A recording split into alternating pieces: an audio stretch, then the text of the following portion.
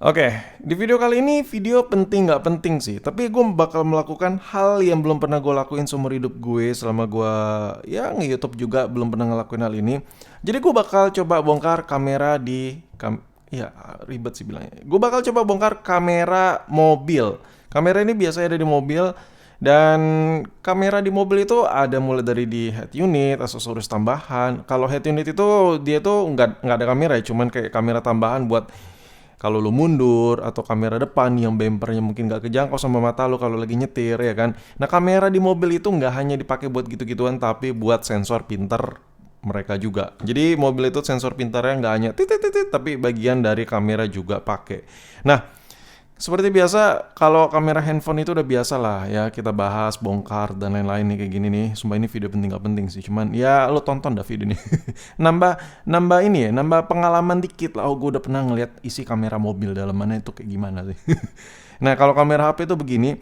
Nah sebenarnya gini loh, yang gue penasaran adalah kamera mobil tuh gede banget, ya gede banget. Dan sedangkan kamera HP itu kecil. Dan pada dasarnya kamera HP itu kecil-kecil jauh lebih overkill, jauh lebih powerful daripada kamera yang ada di mobil ya kan. Jadi gue penasaran ini segede bogem gini, tapi kok hasilnya burik. Buat video B aja, buat foto apalagi ya kan. Tapi biasanya kamera-kamera di mobil itu, apalagi yang bawaan-bawaan OEM-OEM yang mungkin kayak Toyota, Honda itu resolusinya biasa aja ya. Apalagi yang kamera 360-nya, bah itu kadang enak banget gue ngelihatnya. Apapun itulah kayak Toyota, Honda tuh enak banget gue ngelihatnya. Jadi gue penasaran kalau dibongkar tuh isinya kayak apa. Nah, kamera itu jenisnya banyak. Ada yang di kamera mobil tuh ada yang di samping-samping itu kayak ada lampu-lampu itu infrared. Jadi kalau lo itu lebih banyak dalam keadaan buat dipakai mundur, kamera mundur.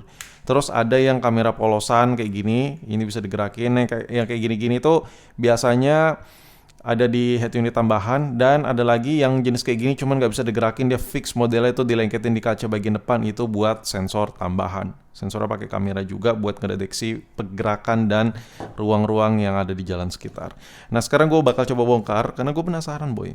Kamera segede gini, nih kita kasih lihat lagi. Kamera HP kecil-kecil cabai rawit ini ada 3 lagi lensanya. Kalau cuma satu nih kecil banget dibandingkan sama ini. Ini kamera mobil tapi hasilnya burik banget ya kan buat rekam video. Sekarang gue bakal coba bongkar. Yang pertama ini fleksibelnya begini. Ya, dia fleksibelnya ini kalau begini nih, panjang begini, tandanya bisa bergeser, ada artikulasi yang bergerak. Ini ada 4 baut ya di belakangnya, anjir. Sorry, kamera gue kesenggol. Bentar. Biar nggak gempa, boy. Ini ada 4 titik baut di sini. Buka dulu. Kalau buat kamera handphone itu, apalagi buat yang main kamera itu ada buat sensor geraknya. Jadi lensa itu bisa gerak buat ngefokusin, ya buat autofokusnya. Nah kalau ini gue penasaran boy. Nah di dalamnya ada fleksibel lagi, ya. Kalau kamera handphone itu fleksibelnya langsung sepaket sama sensor ya. Jadi dari sensor set langsung jadi fleksibel. Sedangkan kalau ini ya fleksibel ya just flexible ya kan. Ini ada 3 titik baut di bawahnya. Ini masih kepake sih, cuman gue kepo, gue penasaran. Jadi gue bongkar aja ya kan, rusak beli lagi.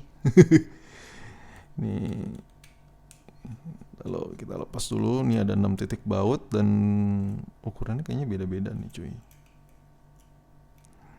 Cuma ini gabut banget anjir, konten apa sih ya, cuman penasaran ya kan. Jadi buat lo yang udah nontonin video ini, kedepannya kalau ngeliat ada kamera di mobil, oh lo udah tau lah dalamannya kayak apa. Ada jenis lagi ya, kalau yang model-model gini nih bukan buat outdoor ya. Kalau buat outdoor tuh lebih kecil, bentuknya tuh lebih bener-bener compact parah karena dia dilengketin di dekat plat nomor, di dekat lampu rem atau di spoiler dan lain-lain. Intinya lebih kecil dan water resist juga. Ada anti air. Kalau ini enggak, ini biasanya kamera-kamera gini tuh di dalam kabin, dashboard ya dan lain-lain. Intinya dia nggak bisa terkena air.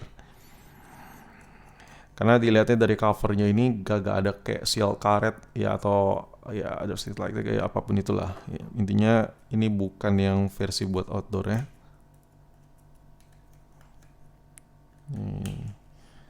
Semoga penasaran banget cuy. Segede apa sih sebenarnya sensor kameranya? Ya kalau buat fokusnya oke lah. Gua tebak sih nggak ada sih. Oh iya. Oh nih langsung kebuka sama gua. Nih, kita lepaskan dulu. Ini fleksibelnya kita tarik dulu. Fleksibel cukup panjang ya. Ini fleksibel kita buka dulu. Ini bisa dibuka lagi, boy. Bisa dilepas maksud gue. Set, udah kelepas. Dan ini dia sensornya. Alright. Ukuran sensor itu nggak menjamin ya. Makin besar ukuran sensornya, makin bagus pencahayaan yang didapat, enggak. Karena sekarang yang ada di sensor-sensor kamera yang kecil-kecil, apalagi flagship kayak iPhone, Samsung yang harga HP-nya belasan juta, puluhan juta, itu sensornya biasanya gede, tapi itu dia lebih rapat. Tingkat kerapatan sensornya itu jauh lebih rapat. Ini gede, cukup gede sensornya. Lo bisa lihat sini, so look at that ya. Jadi sensornya yang ini, ya. Ini lumayan gede sih. Jadi biasanya sensor segede ini bagusnya apa? Bagusnya kalau kita rekam video malam-malam, gelap, dalam keadaan gelap, ini masih lumayan nyanggupin. Nah, kalau dibandingkan dengan kamera-kamera HP yang harga ratusan ribu, sejuta, ini gue masih megang ini sih. Sensornya ini lebih besar daripada kamera-kamera HP yang murah meriah. Wajar kalau kita rekam video, ya kalau kita ngelihat kamera-kamera mundur di mobil tuh, ya dapat aja gitu cahaya malamnya. Pertama dibantu infrarednya, yang kedua memang sensornya lumayan gede seperti ini. Jadi gue baru tahu sensornya lumayan gede ya. Ini kita bongkar lagi. Kalau ini bisa dicabut, boy. Oh iya, nggak boleh dibongkar ya. Nah, dan pada dasarnya sekecil ini, boy. Ini gue coba obengin dulu kali ya. Ini kita bisa lihat di sini, ini fix ya. Jadi dia itu nggak ada fokusnya, nggak ada titik fokusnya. Dia konsepnya itu kayak kamera lensa lebar nge-wide aja gitu. Jadi lu nggak bisa tap to focus di kamera mobil, terutama especially yang gue bongkar ini. Nih gue coba obengin dulu. Gue pengen tahu ya compact apa. Kita bakal coba bandingkan dengan kamera handphone, dengan bentuk yang pure sama lensanya. Anjir, tangan gue tremor.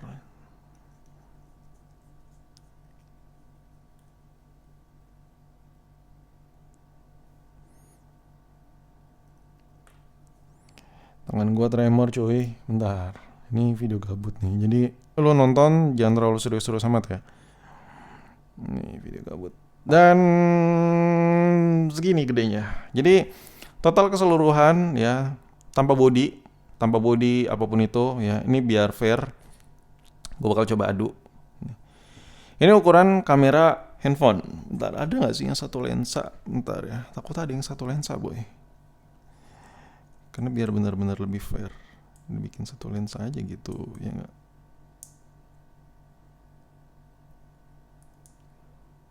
Ini gue ambil dari kamera HP. Ini kan kameranya ada 3, gue ambil 1 ya. Biar ngedeteknya, biar lu bisa menggambarkan sebeda apa beda. Nah, ini kamera handphone, kamera utama handphone tuh sebesar ini. Dan ini kamera mobil. Oke, alright. Beda jauh banget ya. Mulai dari lebarnya beda, ya, tebalnya beda semua, boy. Jadi bisa disimpulkan bahwa kamera handphone itu menang. Yang pertama, menang dari sisi feature. Feature-nya dia lebih banyak, ya lebih bisa tap to focus. Terus dari software-nya juga lebih oke, karena pihak developer banyak dong, ya kan. Dan kebutuhannya juga banyak, gak hanya buat ngerekam-ngerekam doang, tapi buat foto-foto cucok juga. Jadi kadang software tuh dibikin jauh lebih perfect daripada kamera mobil yang cuma buat video recording toh. Nah, sedangkan kamera mobil tuh seperti ini. Di sini kalau kita lihat dari sisi desain ya, dia tuh fokus untuk ngeabadikan momen, bukan buat beauty-beautyan. Kalau dengan model begini lu coba foto pakai kamera mobil ini buat dapat hasil beauty, ya yang ada burik, boy. Yang pertama, pikselnya dia nggak tinggi, dan hasil dari framingnya, softwarenya itu ngerekam nggak tajam. Karena ya yang namanya buat ngerekam panjang, buat ngerekam perjalanan, itu otomatis filenya itu nggak bisa dibikin besar. Kalau filenya tidak bisa dibikin besar, otomatis kualitasnya tidak bisa dibikin setajam itu. Nah, jadi kesimpulannya kamera mobil fisiknya bentukannya segini, kamera HP segini. Masih ada yang lebih besar dan masih ada juga yang lebih kecil dari ini, cuma rata-rata bentukannya kayak gini.